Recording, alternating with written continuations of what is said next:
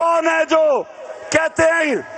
کہ تحریک انصاف سے دور رہو نہیں تو ہم تمہاری ایسی کی تیسی کر دیں گے؟ وہ کون ہے جو یہ چوروں ڈاکوؤں کو ہمارے اوپر مسلط کیا ہوا ہے، جنہوں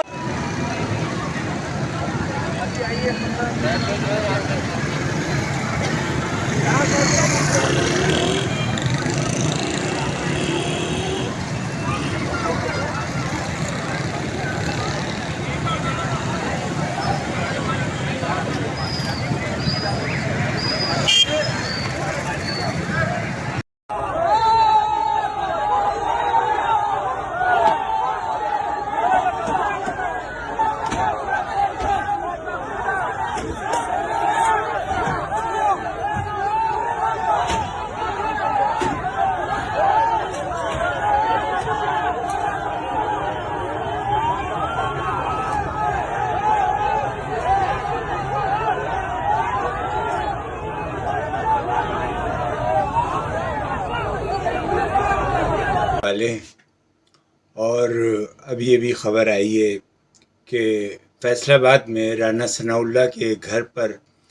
حملہ ہوا ہے اور مظاہرین نے ان کے گھر پر پتھراؤ کیا ہے اور نعرے لگائے ہیں۔ تو مجھے آج پھر بھٹو کا زمانہ یاد آ گیا اور وہ آخری ایام یاد آ گئے جس میں ملک میں تشدد کی فضا تھی، اور لیاقت آباد میں جو ہے بہت سارے ایسے واقعات ہوئے تھے کہ پیپلز پارٹی کے کارکنوں کے اور لیڈروں کے گھروں پر حملہ شروع ہو گیا تھا، اور پیپلز پارٹی کے ایک رہنما بندے کو جو ہے اس کو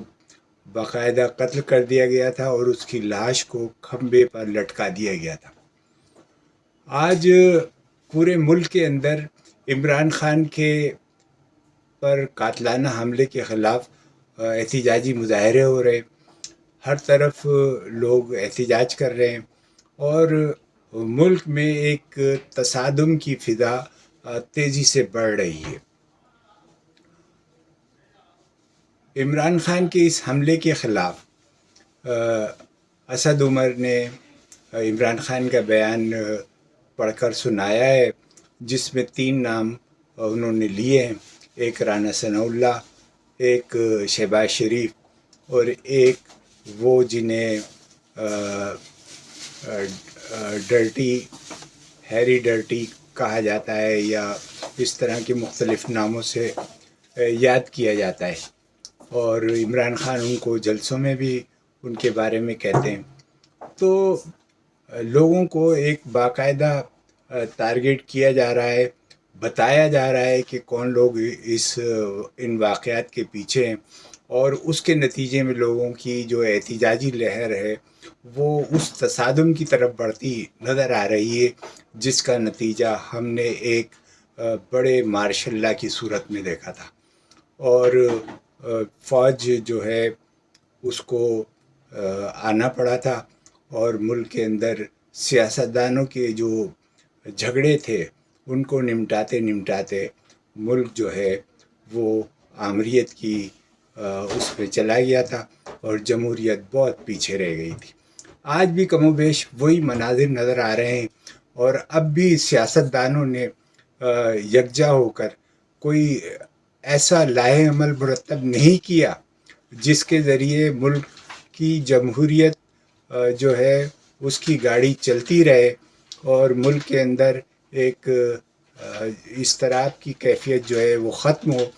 اور ملک جو ہے وہ صحیح خطوط کے اوپر چلے۔ اگر یہ فیصلہ نہ کیا اور اس کے اندر لوگوں نے کوئی آگے بڑھ کر کردار ادا نہیں کیا تو پھر اس جو بھی نقصان ہوگا اس ملک کا، اس میں یہ تمام سیاستدان برابر کے شریک ہوں گے۔ تو میں جو ہے یہ محسوس کرتا ہوں کہ ان واقعات کے پیچھے ملک کے اندر جو ہے وہ ایک بڑی انارکی پھیل رہی ہے، بہت تشدد نظر آ رہا ہے۔ اگر اس کے اوپر فوری روک تھام نہیں کی گئی تو بہت برے حالات نظر آ رہے ہیں۔ اللہ اس ملک کی اور اس قوم کی حفاظت فرمائے اور ہمیں ان معاملات سے بخیر و خوبی نکلنے میں کامیاب فرمائے.